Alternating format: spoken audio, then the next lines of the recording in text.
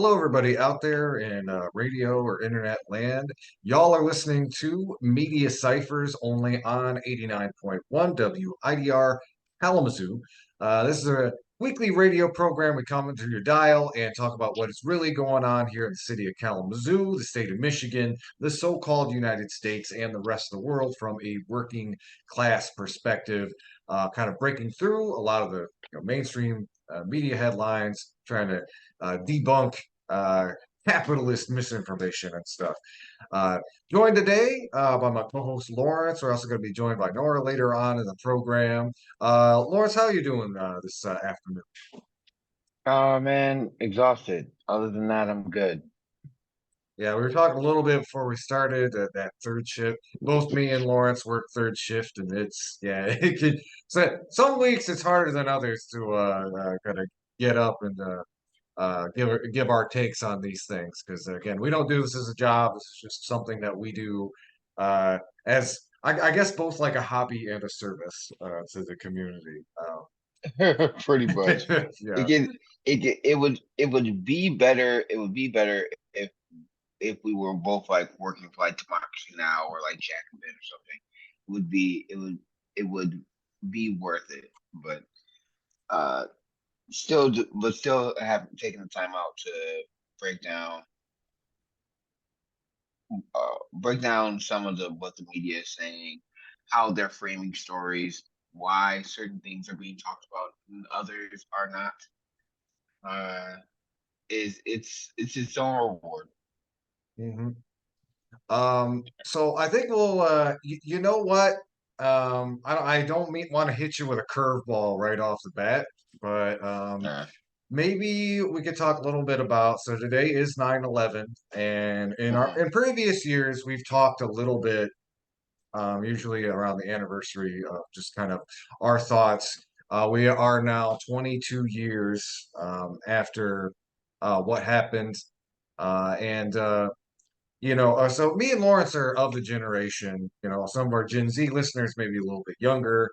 Maybe this happened before you were born, but we were kind of like middle school age when the 9/11 attacks happened, and Yeah, I was at Hillside going into my second or third period class when the towers hit.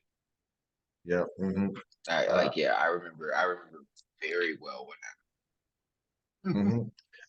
I know I think I was off school that day. I was actually homeschooled through middle school. I'm not gonna That's a longer story, but my mom shouts like, "Come downstairs! It's really big news!" And I think my words were, "Unless the aliens have landed, I'm going back to bed." And I saw what was going on. Right. Of course, here in 2023, we're living in the post 9/11 world, and there's aliens. So, um, but yeah, I think especially for some of our younger listeners, you really can't underscore enough how much of a uh, you know like the neoliberal kind of consensus of the 90s and that sort of triumph. It's kind of hard to describe the 90s to somebody who didn't live through it, but there was this triumphalism, and I'm probably mispronouncing that, but kind of this idea, Soviet Union's crushed, capitalism is the only way to go. Capitalism won. And 9/11 was like this harsh stopping point that, you had Francis Fukuyama wrote that infamous essay, The End of History. It's like, well, you're gonna learn today, history keeps going. And it's been going, as us in the Midwest would say, in the last 20 years. And, it's everything. Of course, you had the innocent people killed that day, and then it set this precedent for 20 years of U.S. imperialism, that, aside from assassinating bin Laden, largely did not target the people actually involved in the attacks. I think, you were sharing some articles about like the connection between Jared Kushner and the Saudis, and that reminds me again of how like a lot of the 9/11 hijackers had support from the Saudi government and Saudi civil society groups. Um, Of What course. was it? It was what 15 of the 19 hijackers came from Saudi Arabia, Yep. and It, we took that information that we knew that we had at the time, and invaded countries that didn't attack us, because of the for profiteering of oil and weapon manufacturers. yep. And That's the core of when we think about uh the early odds, the uh 2001, in that era, a lot of that misinformation and things of that nature was coming from the government to manufacture consent into us getting into a forever war. mhm. And uh it's hindsight's 2020 now, since we're older and we can look at it, and we are looking at it from the perspective uh of being kids in this situation, and looking at the adults who were supposed to be telling our country the truth, be telling us the truth. During that time, this was the Bush administration, and them knowing 500 days beforehand that this attack was coming, and basically doing nothing about it. There was multiple books. There's been multiple books and multiple documentaries, uh, talking about just this era of news and politics. One of my For those who haven't seen the movie, or those who are interested in it, Fahrenheit 9/11 by Michael Moore is a fantastic documentary that that talks about all of the lies and media manipulation, the backroom deals, and the straight rank corruption of the era, from a media's perspective, from the government, from what our government at the time, what the Bush Saudi relationship was, and how the gas, and the military industrial complex war profiteered and manufactured us into a forever war. And credit to credit to our current president for getting us out of Afghanistan after 20 something odd years of being there.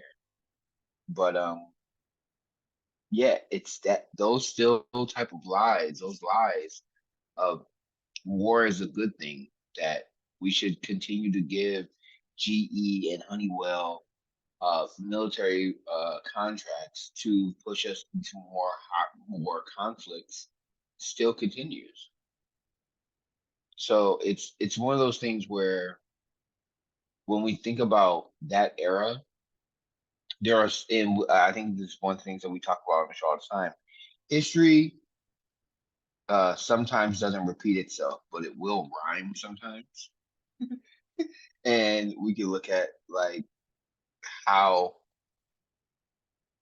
um how this this moment in time, and how it still affects us to this day, 20 something odd years later, and what we as Americans, and people who care, people who are net citizens, should do to fight back against the the the outrageous uh in corruption that we see from that era, that got us to this place in the first place.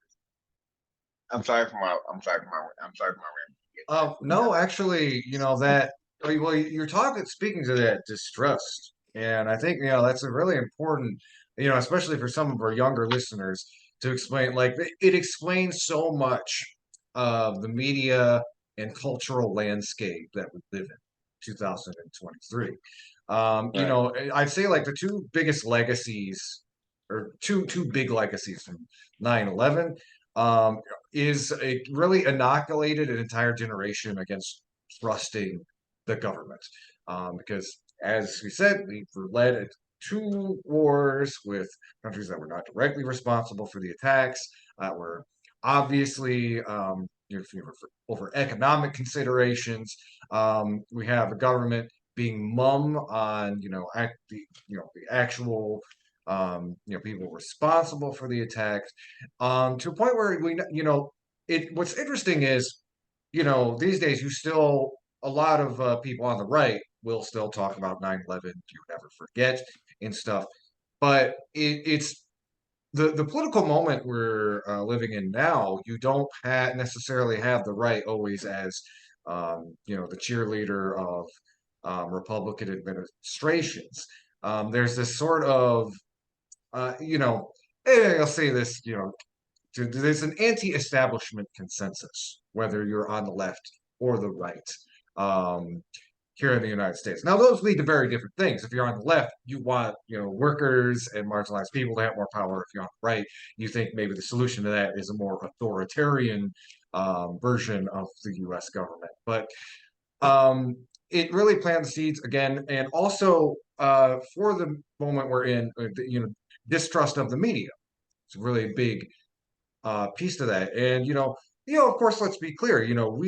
Our program, we critique the mainstream media, and it definitely does go back to that legacy of us as middle school, high school kids watching the media kind of spoon feed these false narratives to us. Getting us into these wars. I And it's mean, also they threw a 5-star general under the bus. What was it? Colin, what was it? Colin Powell. They had Colin Powell come out with the yellow saying cake. that, Yeah, yeah, the yellow cake uranium. They use that man's legacy of service to help garner uh outrage to attack Iraq and Afghanistan, who was not a part of who wasn't a part of the terrorist attack, and also forgetting the fact that Osama bin Laden used to be funded. Well, he was a part of the Mujahideen. He was funded uh, by Americans to fight against the Russians beforehand. We trained and gave them armaments, and then uh, and and then years later, they end up using those armaments on us because we can continue to occupy their country. yeah, and that's another important piece to that legacy that again the media doesn't really talk about as much as that legacy of like arming extremists and how that goes back and bites the U.S. empire in the butt. And no exaggeration, we were directly funding and equipping the Mujahideen in the '80s, which turned into the Taliban. Some of their textbooks were literally printed in Omaha, Nebraska. Like, And yeah, yeah, um, continue. and you saw around that same time in the '80s, we used similar tactics in Latin America, empowering paramilitary juntas to go hunt down and terrorize left-wing groups. And you even see that into today, where in Syria was last decade, but there was this confusing mishmash of like our intelligence organization really like funding competing groups, and again, it was often groups that had this fundamentalist Islamic slant, again, directly putting money into organizations and paramilitary groups with these extremist views that could come back and bite us. And fast forward to 2022, again, and saying this is a caveat that the people of Ukraine have the right to defend themselves. We would be remiss in leaving out the fact that leading up to the conflict in Ukraine, America was giving training and funding to some of the worst groups in Ukraine. I'm talking about like Azov Battalion, the explicitly neo-Nazi one. So this legacy continues into today, and what the media often just glazes over is all the critical historical context of like, it's like, why did these hijackers on 9/11 attack us? Well, you didn't talk about the fact that they had been funded and organized by the US, that we had incubated these views, that America had been doing a lot of bad stuff in the world. That again, 9/11, of course, was absolutely morally abominable. But if you look at some of what they're talking about, so there's references to Palestine, there's references to Hiroshima, Nagasaki. Um, it's uh, a, a big chunk of this is the way that these extremists can kind of warp reality and take facts and attach it to this extremist agenda so that they can oppress people at home and galvanize people against the West. Now, again, it's not on libertarian terms. It's this kind of weird East versus West idea of having like this great holy war that will decide it all, which isn't good for anybody. But again, those people were directly empowered by the actions of the U.S. empire. That doesn't really get talked about.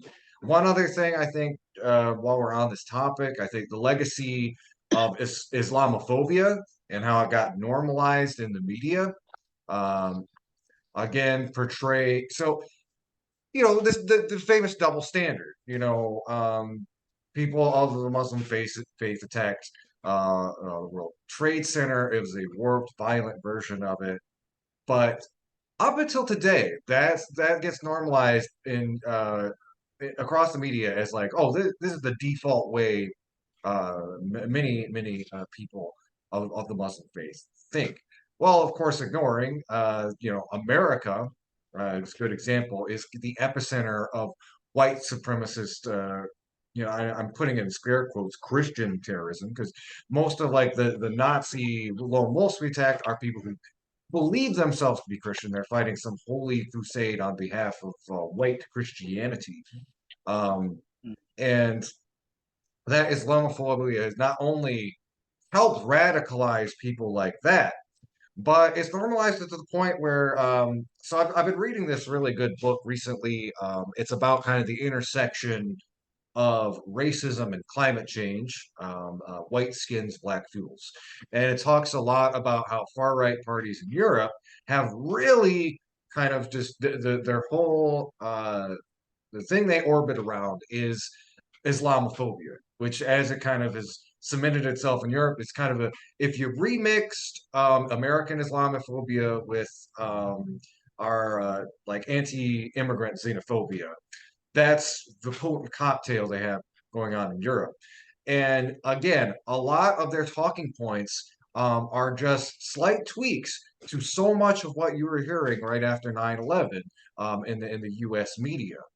And I think like that is one of the probably more despicable legacies. The U.S. empire, it needed a big bad. It didn't have the Soviets to prop up any. So conveniently, this evil extremist group that we directly funded at one point in our history emerges, and we can paint the entirety of Islam as this new big bad enemy, and that legacy lives on today. Even though the U.S. the war on terror maybe kind of receded slightly into the background, that legacy of Islamophobia has really infected the politics of not only the U.S. but also much of Europe, who are I now mean, it's not just the yes. And so yes, and it's not just the Islamophobia that has been normalized, but it's also uh the expansion of the surveillance state. If you remember, during that time, uh the Bush administration okayed warrantless wiretapping of civilians, of American civilians, that they suspected were attached to Islamic extremists, which wasn't true. They surveilled mosques in New York City and all across the country. Even if you were suspected of agreeing with or just just being a brown face, just being a brown face in America, the CIA could look into your private messages. The NSA, CIA, FBI, they can look into your messages without needing a warrant, and that's illegal. Um, our our privacy, the Patriot Act, when it comes to American citizens' privacy, and you see that legacy expanded with things like Cop City, with things like when we look at what was going on during the Black Lives Matter protests and how police officers uh, uh, would use uh, the carte blanche of legacies from the Patriot Act to break Americans' civil rights and break Americans' rights, privacy rights, and and things of that nature. The legacy from the Bush administration and how it has eroded the civil liberties of Americans cannot be understated. Um, because these things have expanded and gotten worse since. Um, and it's because of one, the 500 days beforehand. There was a book years ago from a New York Times author that it was called 500 Days: The Secrets and Lies in the War on Terror. Um, I remember reading the book years ago, basically talking about how the Bush administration knew 18 months beforehand. The Bush administration knew that that stuff was coming up, and it basically was like, nah, it's not as big of a deal as it could be. And again, I encourage y'all, I encourage all of our people who listen to this to check out Fahrenheit 9/11, to check out how during that time, if you dissented against the war on terror and this machine that was being pushed to justify what would be millions of Iraqi civilians being killed, hundreds of thousands of our citizens being killed for a for-profit war, for offensive for-profit war against countries that did not attack us. It was, um, it is, and it still is to this day, a huge stain on our country, and the legacy and the aftermath of it continues to harm us to this day. And it's something that we cannot forget, and uh we must recognize what it is, so that we can mobilize, organize, and strategize to fight against it in the future, because it's going to continue to happen, and it has continued to Oh, absolutely. And, thinking about historical context and the legacy of war on terror, you just brought up Cop City. And I think, it's a good thing to point out the way that this framing against radical jihadist terrorists and also just the infrastructure of the war on terror has bled into the domestic sphere. So, and just wait. Before I forget, I'm so sorry. Do you remember when Rachel Maddow did her? I think she did like a two. I think she did like an hour to 2 hour segment. This is when Rachel Maddow was actually decent back in the day. This is, I think 2004, 2005, or like around 2008 or 2009. She actually did a whole hour segment breaking down the war on terror, how MSNBC, Fox News, and others helped lie us into this war, how Halliburton and GE and Raytheon were all getting kickbacks, and how Shell and the oil companies were literally just stealing the oil from Iraq and Afghanistan. Uh, and basically, we were doing this. We were doing this for-profit war for oil and weapons manufacturers, and like it was actually a really good like breakdown of the connections between the dark money in politics and how it was influencing our politicians to send teenagers like us, because at the time we were of that age of going into military service and sending us to die for their profits. So, like, yeah, that was that was that was before she had Trump derangement syndrome and lost her mind. Yeah, But yeah. like, So, but I shouldn't say she didn't. But yeah, well, it's funny. I think it's before you find out a lot of journalists is they do really good work, and then it's all about chasing the bottom line, and referring to Rachel Maddow. That's what was getting ratings, was talk just nonstop talking about Trump and Russia and such. Well, I mean, like that. I mean, did you gotta remember that was 2000. That was 2000, early 2000s into Yeah, 2010. yeah, Like that was when like Bill Maher and like Jon Stewart and The Daily Show and all these uh all these political shows that were like that were comedies that started to have more of an impact on the zeitgeist and popular culture and wouldn't take the propaganda from the politicians at face value like some of the mainstream journalists would. And it it was a part of when I started to get my political awakening, especially during this time, during the Bush administration era, during that era, where I started to look at why does certain media talk about uh frame things or are for framing things or talking about you know uh we are going to go into Iraq and we're going to be looked at as liberators. And like you, that wasn't just Fox News that was saying that. That was also CNN and MSNBC. And and and looking at it now, like we're invading a country, but we're going to be looked at as liberators. We're invading a country that didn't attack us, and they're going to be happy about this. What? The math isn't mathing here. It's funny to look at it now, but at the time, it was very easy to fall into that line of thinking.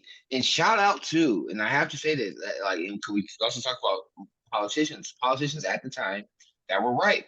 Barbara Lee stood up against the war on terror and us going to Iraq and Afghanistan.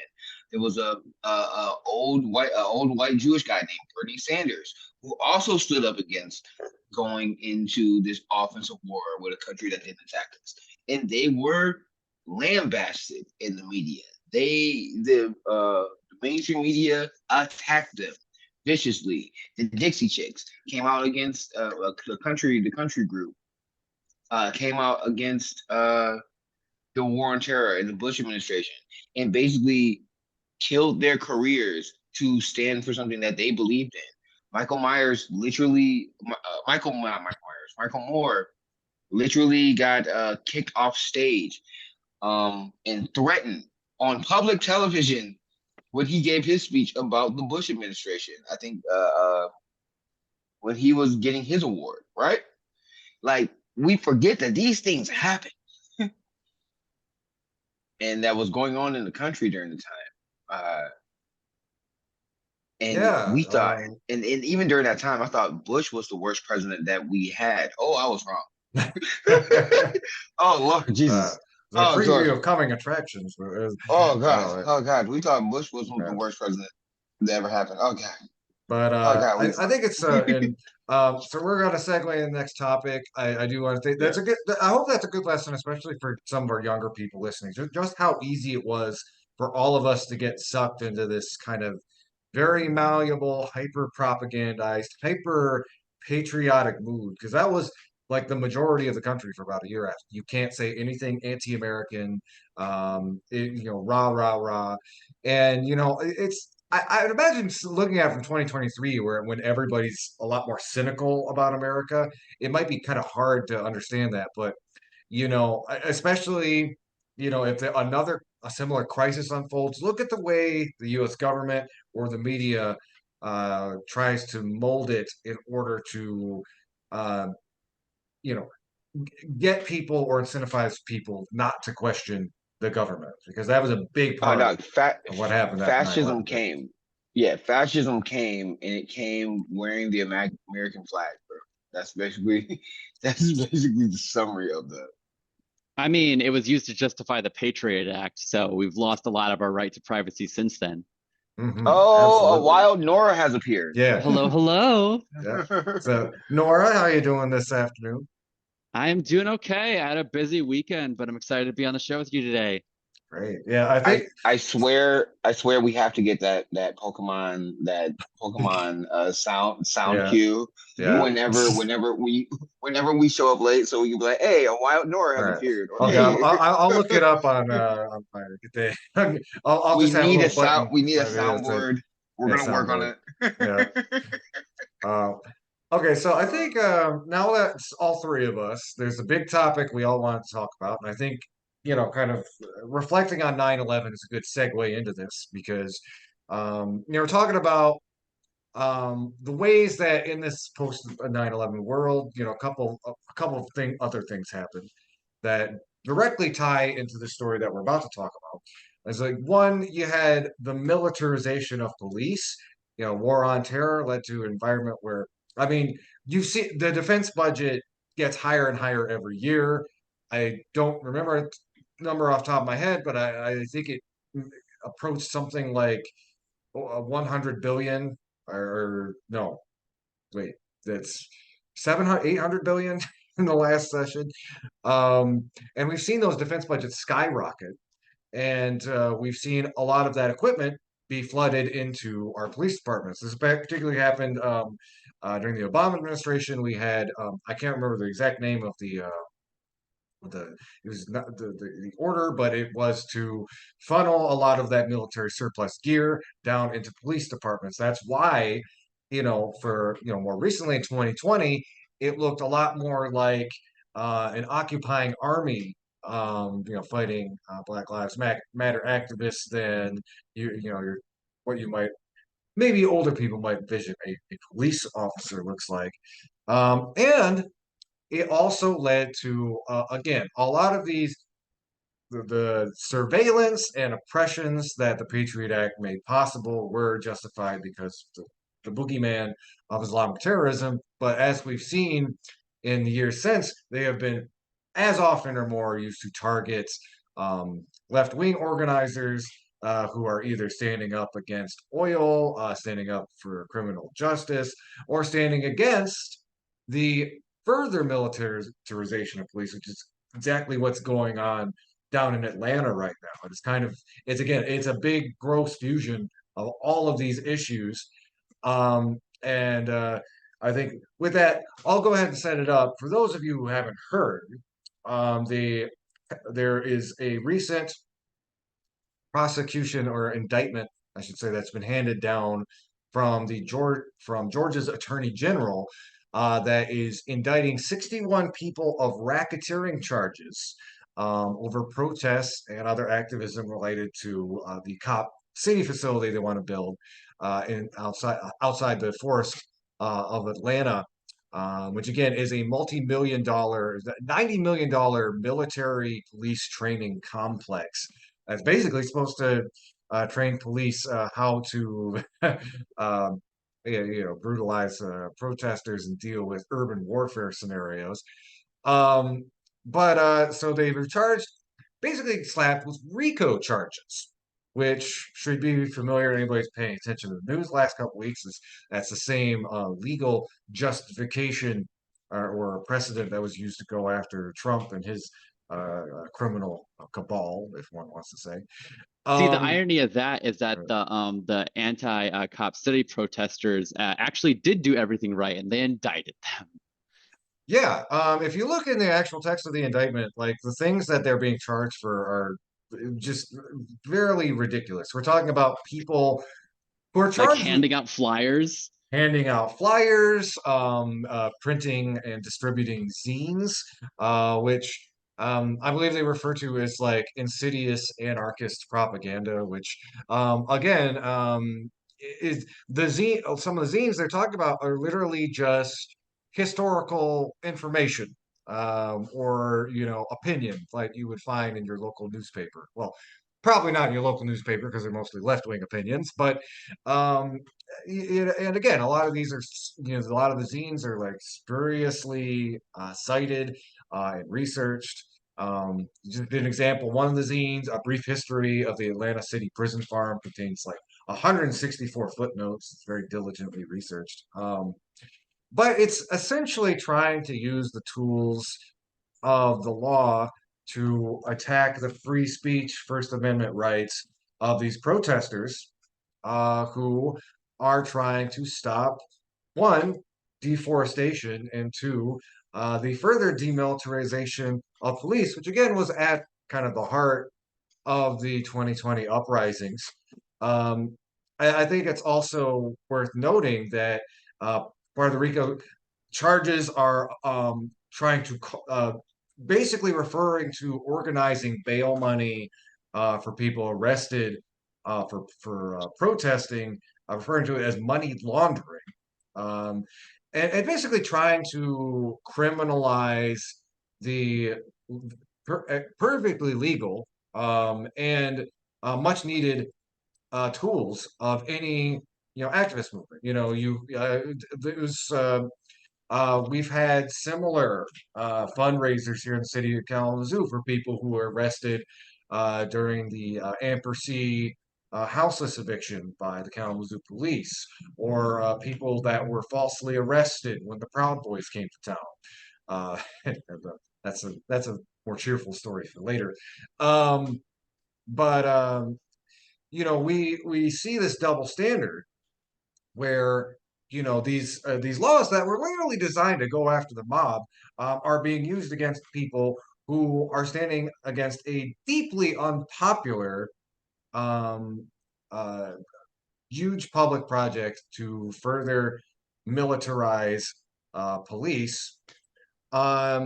I want to kind of hand it to both of y'all to get your takes on this, but just kind of after laying out the facts, I just do want to make it clear that most attorneys who have looked at this indictment have pointed out just how ridiculous it is to call many of these activities illegal, which again should be familiar to anybody who has organized a protest. I mean, they're even referring to things like organizing that fundraiser music festival as part of criminal conspiracy.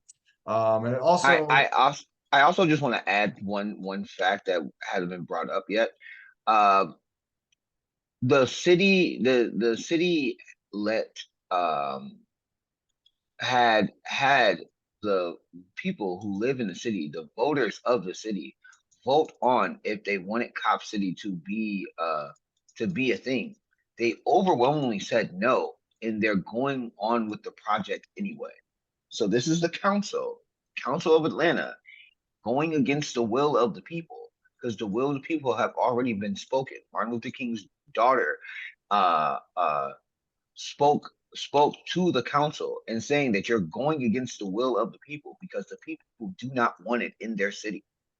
They do not want to take land, the land, the forest land that they have there for this militarized, basically playground for police officers. The people don't want it, but they're doing it anyway.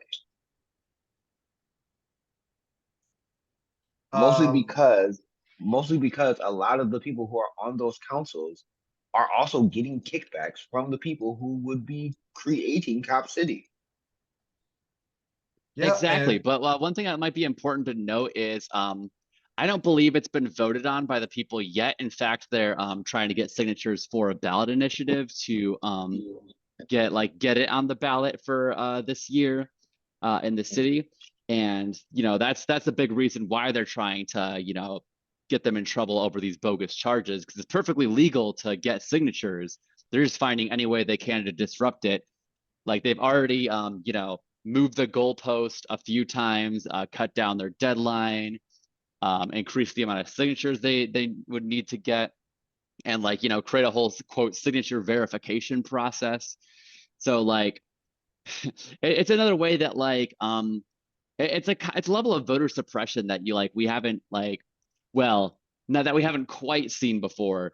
And Atlanta, which Georgia already has a really bad voter suppression problem in general, but it seems this time it's being done by a bipartisan consensus in order to keep Cop City moving, because you're hearing very little from I guess the likes of Stacey Abrams against this.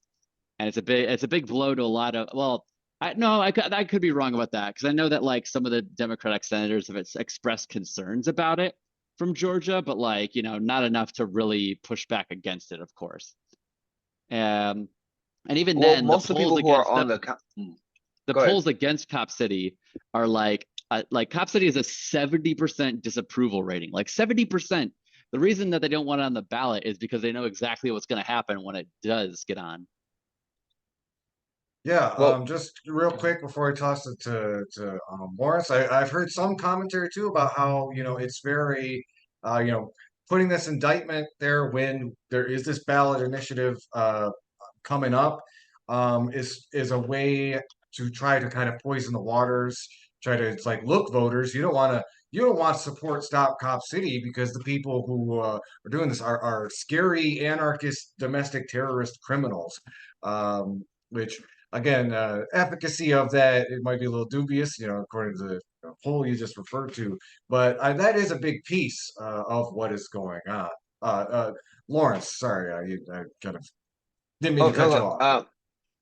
no, it's just that it goes back to what the poll that Nora was talking about happened, I think, last year when when they were first talking about Cop City. I think it was a few days before MLK's. I keep forgetting the woman's name. I am so sorry if you hear this, and I'm so sorry I keep forgetting your name. But that's when they did the polling of to see if this was something that the people wanted. The people overwhelmingly do not want this to be a thing. They do not want this. So much so that that when police have went tried to break up the water protectors or the forest protectors protests, that they've already killed protesters. We covered the story of how they shot one of the protesters of Cop City and then tried to blame him for being shot. If if that's what they're doing before the facility is made, what do you think they're gonna do after? Are you think that they're not gonna continue to blame citizens for their own murder? Or are they going to take it easier on protesters who feel that police officers are violating their rights? We've seen what they are. We've seen the illegal and unjustifiable things that they've done before Cop City was built. Do you think it will be better after? Uh, yeah, yeah, I'd say, of course not. And I think just, as folks are kind of talking about this from Kalamazoo, you just need to keep a keen eye on what kind of bad precedents are being set here. It is definitely an escalation, and again, we've been seeing this escalation since, all the way back to 2016 and the Standing Rock protests, of more and more trying to penalize peaceful protest and civil disobedience, equate it with domestic terrorism, and escalate from, is it a civil infraction? Is it a misdemeanor? Is it a felony?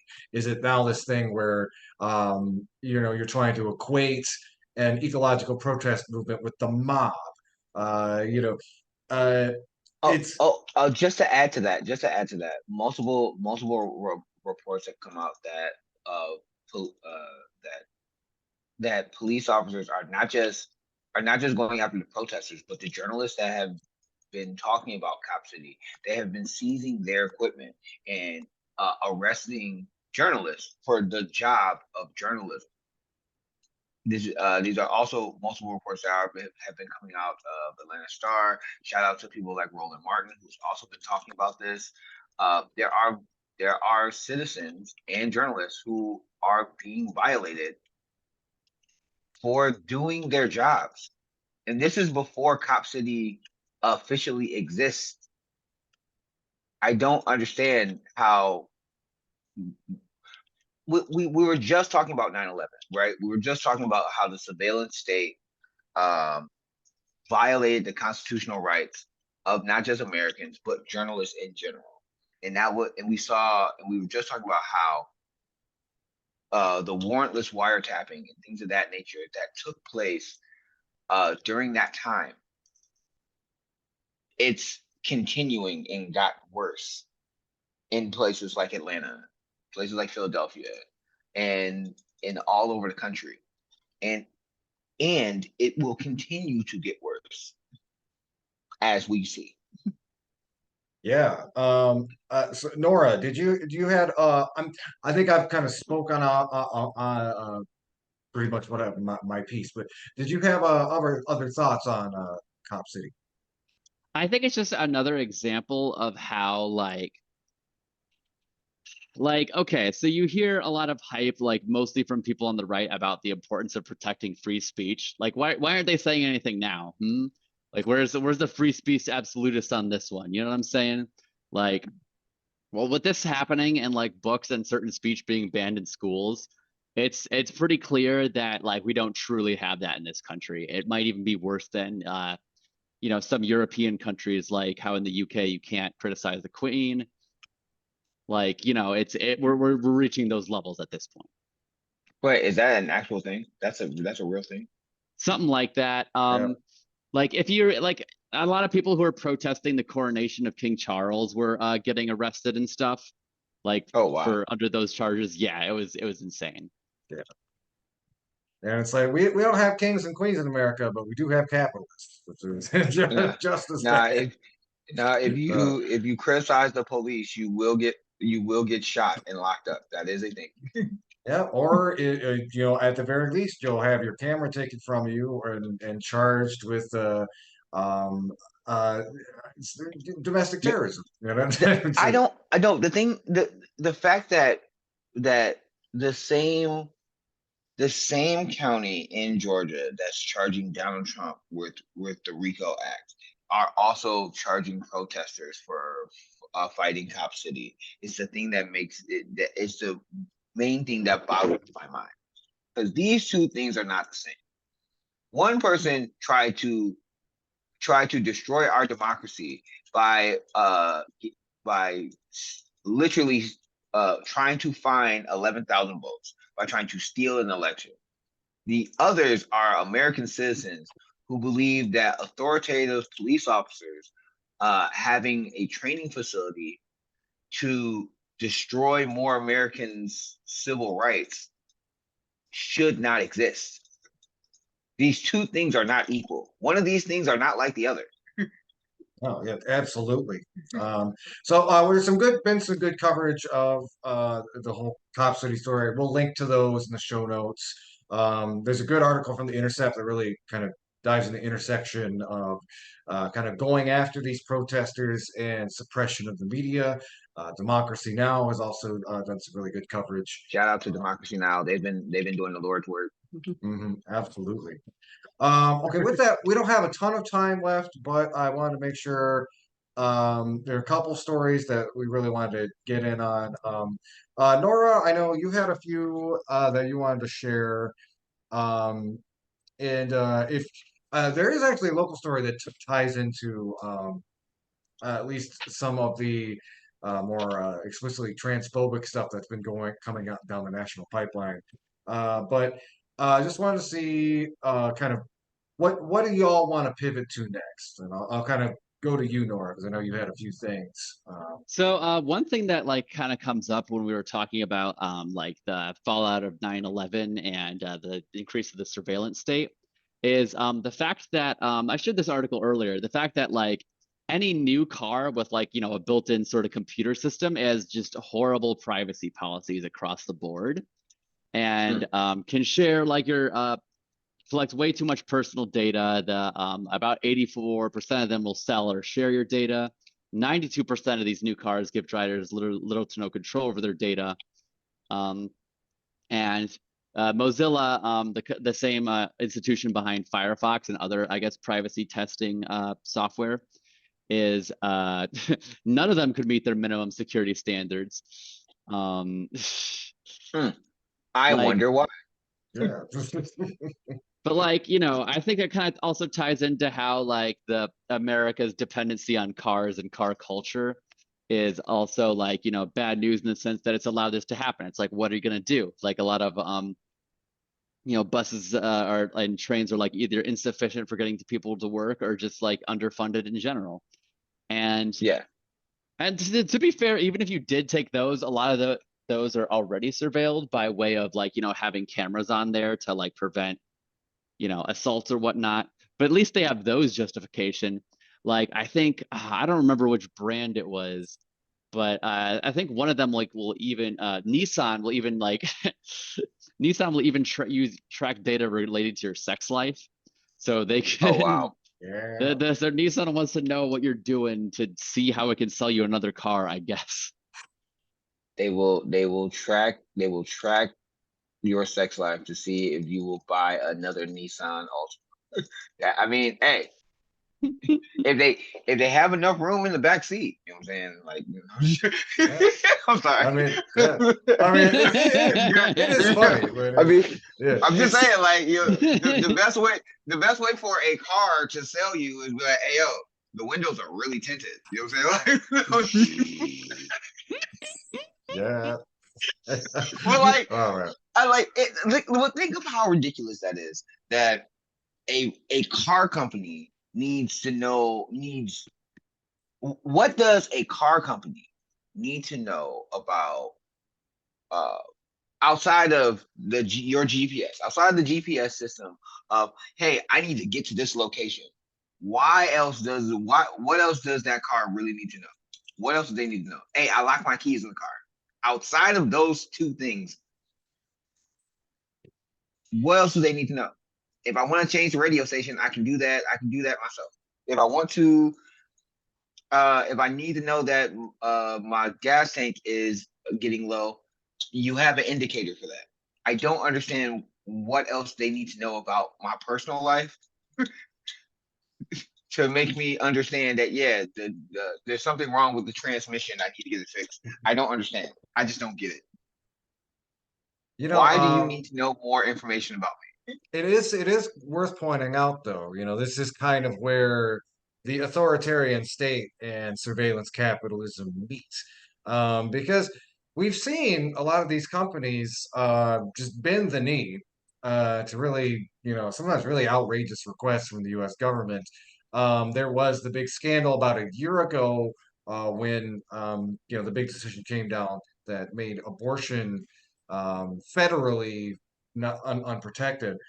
And there were local municipalities that were demanding private conversations and Facebook messages from their users, and Facebook coughed it up. And of course, you know, if you don't think any of these car companies would do the same, you know, I've got you know, a fridge to sell you in Alaska. But just to point out that these algorithms that are kind of just funny, a little creepy and convenient, can also very quickly be turned against all of us. You know, don't talk about, I would say, don't talk about like anarchist or communism in front of Alexa. She's a narc, but Oh, yeah, yeah. Jesus. But yeah, no, it is something to be very conscientious about. And I think that that story you shared with us, Nora, really kind of underscores that. Yeah, and I think another good example of it kind of ties into another, I guess, brief topic I want to go on is how local governments are becoming like increasingly emboldened to, you know, also push more fascism, like requesting people's abortion access, and also trying to ban out-of-state travel for people seeking abortions. Like a couple of Yeah, counties in Texas that have already passed that. So if you're trying to get out of Texas to you know, exercise your fundamental right to, you know, your own reproductive choices, you can't drive through certain parts of Texas. That actually ties to a story that I wanted to talk about. I don't know if y'all saw the story of the 13-year-old, of not the 13-year-old, the 11-year-old in Mississippi. Uh, Um, Shout out to, so talking about interstate travel. So Texas is not the only state that is trying to ban interstate travel. Oklahoma, Mississippi, Louisiana, and others are trying to ban Americans who would like to get an abortion to go somewhere else to get one. Case in point, uh, there was a story that I think is out that happened in Mississippi of an 11-year old that was doing TikToks in their backyard. They were assaulted by a neighbor and did not tell their parents, did not tell their mother that they were assaulted. When they found out that she was 10 weeks pregnant, it they couldn't go anywhere. The closest abortion clinic that they could get to was in Chicago. They did not have the money to get to Chicago to get the procedure. So this now 12-year-old was going into middle school, now being a new mother because of the laws of their state, basically capturing them and forcing them to have their rapist child. This is the reality that we now live in America. That certain states are a wasteland when it comes to your civil rights as a human being in this country, and what you can and cannot do with your own body. Like it is terrifying that the rights that my mother fought for and my grandmother fought for, the rights that my sister had the majority of her life, are no longer protected in the state that she lives in. She lives in Texas. So my niece, her daughter, will not have those same protections that she had when she grew up. That is terrifying. that's a particularly despicable example too of like what the Supreme Court decision really means and the just ongoing impact of it. Um, is Yeah. and especially comparison, we just saw a big victory in Mexico where abortion is legalized there now at the federal level. So there's actually been some discussion about that. It's like, are people going to Mexico to get the procedure now? Yeah. They might Bruh, are start. you kidding? Are you Yep. kidding? I mean, Are people you are kidding already me? If going there I for lived in insulin. Texas, bruh, if I live in Texas and I couldn't get to another place in America, absolutely we're crossing the border and going to Mexico. Are you kidding me? Oh yeah. Like, like I joked about that. Like, okay, so we joked about this. I think it was a couple weeks ago about my asthma medication. My asthma medication in Canada costs $30. In America, even if I didn't have insurance in America, my medicine would cost $4.75, and that's before like tax, and that's before taxes. Like that's just out of the gate. That's before the sales tax kicks in. Like I joked about it with my dad. I was like, Dad, if I didn't have the job that I had, I would save more money driving to Canada to buy my medicine than to buy it here in America. Like it's the same thing. It is very similar situation. Like if I lived on a border state to Mexico or to Canada and I needed to get some medicine or some reproductive freedom, where it might be better for you to cross the border. That's a sad state of America. Yeah. Okay, so we're kind of limited on time here, but I wanted to. So this next story I wanted to hit on. We usually start local stuff first, but gotta do it in backwards today. Um, but I did want to talk about this lawsuit that is being basically filed against the Vicksburg school system. It's about only about 15 miles south here in Kalamazoo, and it involves some people from our local rogues gallery. So I thought it's especially worth mentioning But it's basically this transphobic lawsuit against the school system, where they're demanding 30 grand from the school system, and they're basically trying to argue on behalf of a couple of students who are anonymous. And it's worth asking if the students are actually interested in this lawsuit.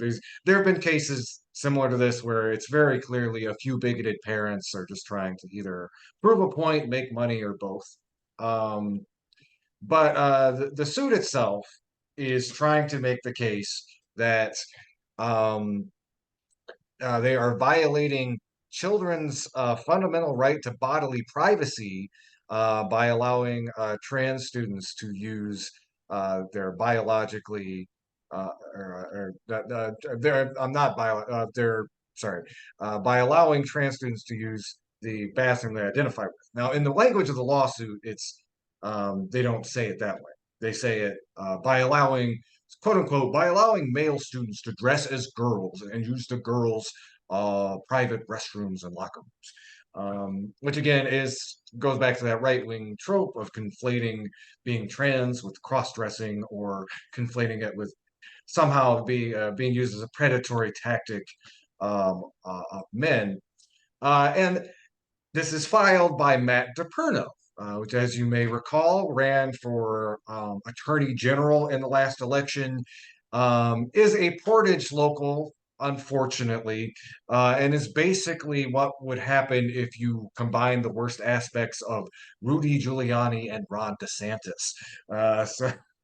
Oh, yeah. That sounds like the person with the most negative amount of charisma possible.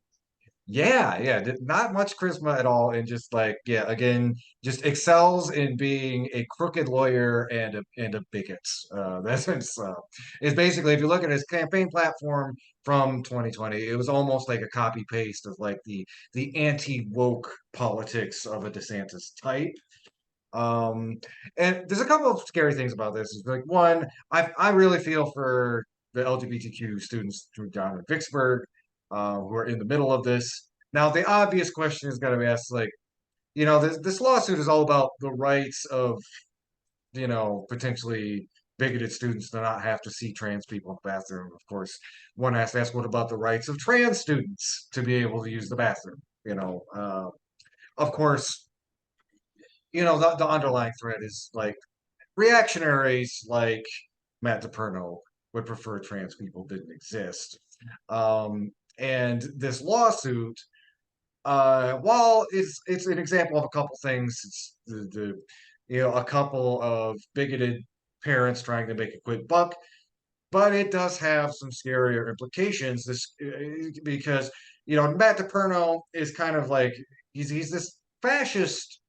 So there used to be a term called an ambulance chaser. I don't know how familiar my listeners will be with that term. So it's basically describing a lawyer who's a little on the crooked side, who will look for Your car. Better Call Saul, your Better Call Saul type of lawyers. Yes, yeah. I'm gonna go to the traffic accident immediately, try to make a quick buck, etc. Matt DePerno famously does that. He's done that with like a lot of the stuff going on around the insurrection in 2020. He's doing that now with this trans issue, and he's also, despite having a huge lack of charisma, he also is trying to elevate his national profile, and he's probably trying to see if this might be a case that could end up in the Supreme Court, which would be horrifying for obvious reasons. But yeah, I really implore listeners, follow this story, see where it goes. Um, Best case scenario is the anti-discrimination protections that were recently enshrined in the Michigan Constitution will hold, but there is a chance that this could get kicked up to higher courts. And if it ends up in the ball Supreme Court, I think we all have a very bad idea of where that could go. And that's already the direction that like a lot of these other anti-trans movements are heading. They're trying to create push all these laws in these different states in order to get certain federal judges to send disagreeing statements, and that it forces the SCOTUS to act on it. And it's really scary to see. And It's just genuinely upsetting. Like another example of like again, like even things like trans people in sports and trans youth access to healthcare are still like very unpopular things to attack. But regardless, like it's gonna go through anyways because we don't live in a democracy. Yeah. I also want to just shout out if there are any young queer listeners to the show. I do want to point out there are resources for you if you're going to school in Vicksburg or somewhere similar where you face a lot of discrimination and bullying. There are resources out there. Out Front Kalamazoo does a lot of great work with queer youth, offering both physical resources and other things that can help you get through these very incendiary, bigoted times. So, yeah, that's out there. All right, so Um, I think oh, Lawrence, go ahead. I'm sorry, you had some thoughts? I had a quick hit. I mean, obviously, I thought Mike was a part of the fake elector scandal that took place in Michigan. I was trying to Oh, so fake okay, I elector. could see where you would get confused about that because he's not directly tied into the recent indictment from the Attorney General, but he was getting prosecuted by the Attorney General for a different election case related to malfeasance in the 2020 election. So, okay, yeah, uh, So he wasn't a part of the fake elector plot, but he wasn't a part of the mission. The there are okay for those who about those listeners who do not know, there have been multiple Michigan electors, fake electors that have been indicted because of their role in trying to help uh 45 stay in power with the fake elector scandal, and the reason why 45 is being indicted. It is interesting to me, and I find it interesting and funny that uh, all of these people are being arrested, are getting charged with RICO crimes, um, and are going to jail, are doing serious time, and some of them are taking plea deals because 45 did not bail them out. He did not come to their yeah. aid. And See, that's probably the goofiest conspiracy amongst all the MAGA people. Above anything else is this idea that Trump actually cares about them. Like I mean, that's more ridiculous than I QAnon don't or anything else. understand. I don't Yeah, yeah, understand after he has shown that he yeah. does not pay his employees, that he will outsource your job to immigrant workers that he also doesn't pay. He doesn't pay his lawyer fees. What made you think he was going to bail you out of jail? And now, and a recent story coming from the Guardian. Some of those fake electors that signed federal documents trying to help them subvert democracy are now flipping on Trump. Some of the Michigan ones in general. So this is the Mhm. reason why I thought Mike was one of those, but he's not. I wish he was though, because they need to be in jail. But the other thing that I thought was also funny that I thought that we should also talk about is how many Proud Boys and other people that were there on January 6th are now going to jail. The leader of the Proud Boys, who was not there, uh, it got 20 something years. He has the lengthiest sentence um, because of him helping to organize January 6th. It's funny how the low the low level players in this plot uh, are getting jail time, but people like Trump and Rudy Giuliani still are not. And I find that the most maddening out of all of this. That yes, I'm glad Rico Sario is getting prison time for his role in January 6th.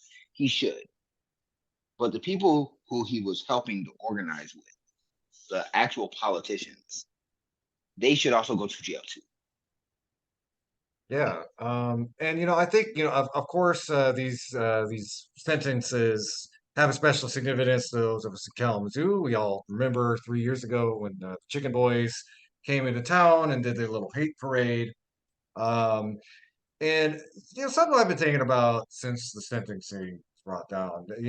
One, yay, I'm gonna, that's something to drink a beer for. But also, it kind of underscores the difference of how different crimes are kind of observed uh, by not even just the ruling class, but by even like smaller municipal people in charge. Because like I remember at the time when the Proud Boys came to town, and alarm bells were going off. It's like, hey, this group literally comes into towns to beat people up. This is what they do. And up even after till after it happened, I was like, well, so they have freedom of speech. It's like they come into town to talk. We're trying to explain this, and so even then and after that, there were people in the community who were like blaming the anti-fascist protesters. There were people who were ignoring the fact that the Proud Boys beat up innocent people, assaulted innocent people in our town that day, and none of them were, as far as I know, were prosecuted for it. You had people who literally were going on Twitter saying, the one of the Proud Boy leaders, it wasn't any the ones who recently arrested, I don't think, but was talking about like openly on Twitter, or maybe it was Instagram, like I'm, a Pornhub video, a whole city of Kalamazoo is about to get effed, stuff like that. So, the Proud Boys weren't taken seriously as a force until they were very visible, threatening the heart of American empire. When the Proud Boys throw an insurrection in Kalamazoo, it's largely ignored. They throw an insurrection at the Capitol steps, and they're getting some serious jail time. And honestly, one particular citizen of Kalamazoo is fundamentally far more important than any broken windows at the Capitol. And I wish that kind of energy had been brought down on the Proud Boys when they were messing up people's towns, as it was when they were trying to mess up the U.S. Capitol. I mean, we saw the Proud Boys beat up people in New York. In New York, if you remember, there was multiple videos of Proud Boys jumping people in uh in the city. So it's just like it's not like this hasn't been seen before, and it's not like we don't know what this game is. It's a game. They call themselves a game. The leader of the Proud Boys, the former leader, he's no longer the leader because Gavin McGinnis said so. You knew what they were when we knew what they were from their outset. Their leader said so. So this shouldn't be a surprise to anybody. Now, what's the thing that's funny to me is that Rico Tario, who's the leader now, he's the he's the he's he he's one of the new figureheads of the Proud Boys because they like to try to get minority members to be a part of this white supremacist group. Got the longest prison sentence. So the white supremacist system that you were fighting for did exactly what you wanted it to do. It gave brown and black people longer sentences. You got a longer sentence than anybody else, and you wasn't even there. Hey, I mean, I hope, like, if you want to stand whiteness. That sounds like, yeah. I mean, hey, Yeah. that sounds like America. A black man wasn't there, and a brown person wasn't at a crime scene, and they got a longer prison sentence than the other people who organized it. Yeah, that sounds like America. And it's like also just beware. Don't think you're going to get somewhere standing whiteness or Western civilization on behalf of white people, because they will dispose of you the minute you become inconvenience. And like again, as you pointed out, again, like right wing activists like to prop up people like Enrique Tarrio or Diamond and Silk, etc., to try to kind of paint it's like, oh, see, we're not racist, et cetera, et cetera. But yeah, again, the moment those people become inconvenient for that same establishment, they get disposed of. There aren't any $1 million attorneys coming to Enrico Terrio's rescue. I think a really good recent example is the fact that everyone who was who did get a mugshot in Georgia because of the whole Trump indictment situation. One of those was a black man, and at least at the time of me hearing this, he was the only one to not receive bail. Yeah. It makes sense. It makes sense. Okay, well, Trump's with people that, we're talking about. yeah. With that, I think it's about time I need to wrap things up. Do y'all have any closing thoughts before we end our show today? Is that I do think it's kind of weird how it took this long to get the Proud Boys arrested, but like they have 61 RICO charges for the Cop City protesters who yeah, were handing out plenty of that. flyers and were talking. Mhm. Yeah, that's America. If you are fighting to keep the status quo and to keep the power at B, to keep the establishment afloat, then they will take longer to arrest you than people who are asking the system politely to do better. All right, and with that, I think we're going to close out the show. Nora, Lawrence, thank you both for joining the program today. Episodes are always much better. I have the panel on. If y'all like what you've heard today, find us on Facebook, YouTube. We also have Media Cyphers, Kalamazoo podcast. You can find on most podcasting apps. Until next time, everybody out there in radio or internet land, keep on fighting for that revolution solution.